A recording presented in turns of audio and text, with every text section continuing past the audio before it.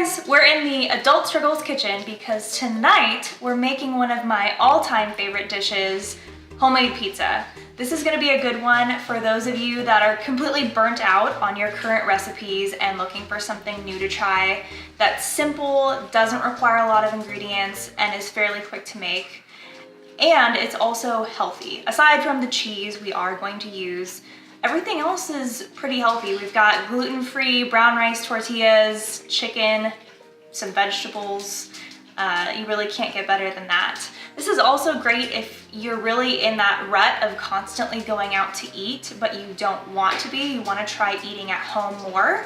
This can kind of curb those cravings because what does everyone love? Pizza.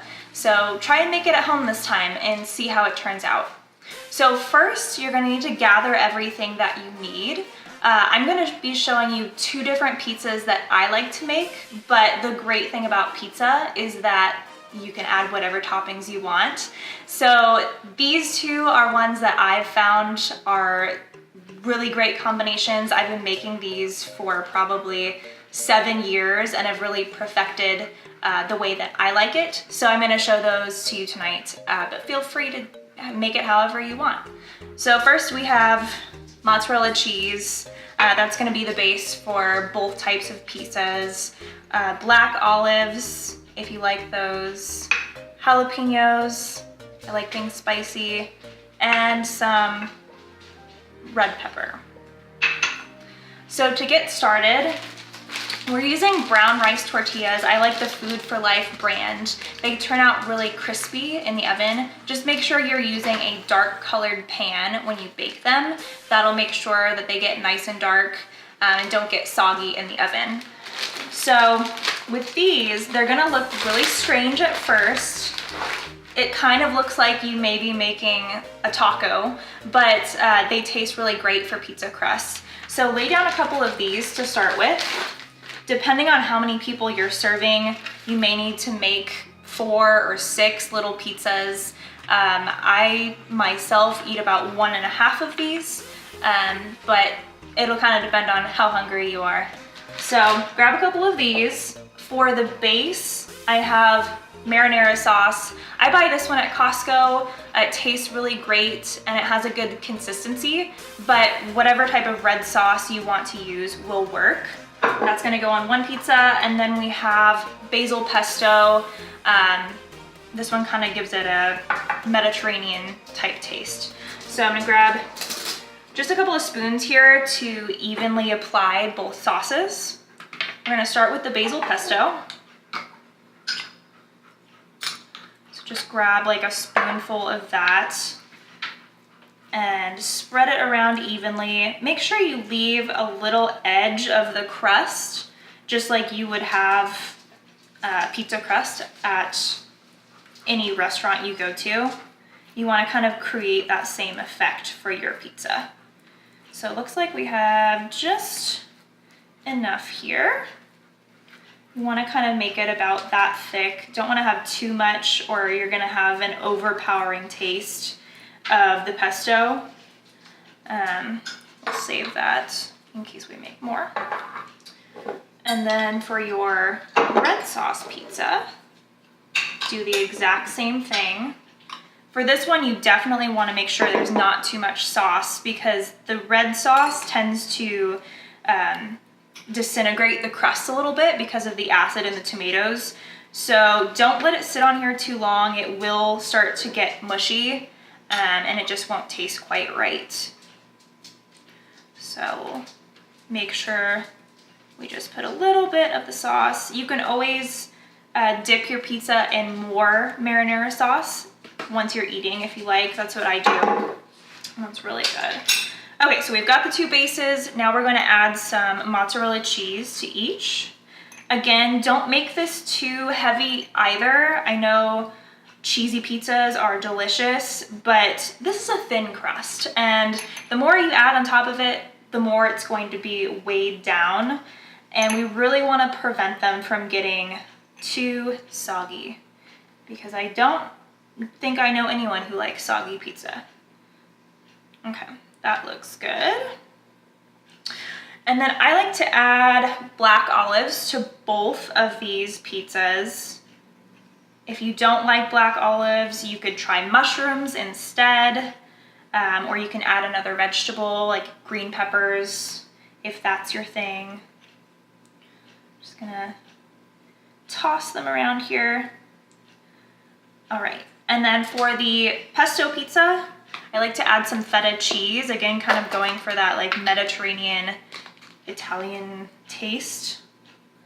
So I take these and just sprinkle that around. Yes, my hands are clean, and this is my own pizza, so I can touch it if I want. Okay, red pepper on this one as well. Again, don't add too much. That'll just add kind of a nice fresh taste to this one. Okay, and then the final piece are the jalapeños. I like those on the red sauce pizza. Depending on how spicy you like it, you may or may not want to add these. All right, so that's how your pizzas should look once you've got your ingredients on top. And now we're going to add some grilled chicken to both. Just grab my chicken over here.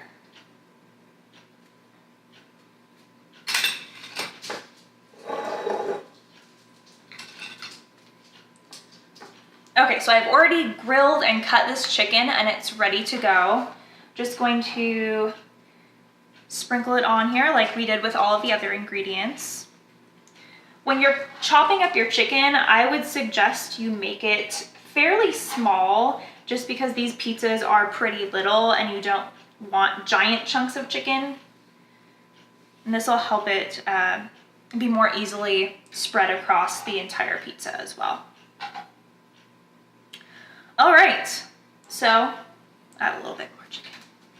All right, that's about how they should look when you're done. So we've got one with marinara sauce, mozzarella cheese, black olives, jalapeños, and grilled chicken. And the other has the basil pesto, mozzarella cheese, feta cheese, diced red peppers, black olives, and grilled chicken. So we can go ahead and throw these in the oven. They're gonna go in for about 20 minutes at 375 degrees. You can vary that time depending on how crispy and dark you want the crust, but I found that 20 minutes gets them just about right. All right, so if you don't have a pizza cutter, you may need to invest in one because it's gonna be a whole lot easier to cut the pizzas with this as opposed to just a knife. If you don't have one, I suppose a knife will do for now, but definitely get one of these. They're really cheap and it'll come in handy, especially now that you're gonna be making your own pizza at home. So I like to cut these into fairly small pieces. You'll see here, I kind of cut it in half, and then I cut it in half again. And you can tell they're really crunchy. I told you, it crisps up very well. And they're really hot. Okay, then you're gonna cut each of those in half again. This really comes down to preference though. If you want to keep them bigger, you can do that. I just like to have more slices.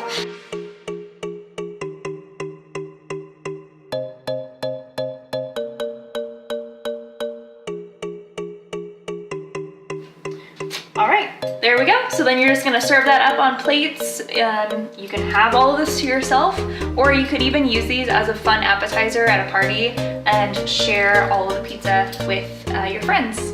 So enjoy, let me know how it goes. Please tell me if you try this out and what toppings you use. Thanks for watching, and we'll see you next time. Bye.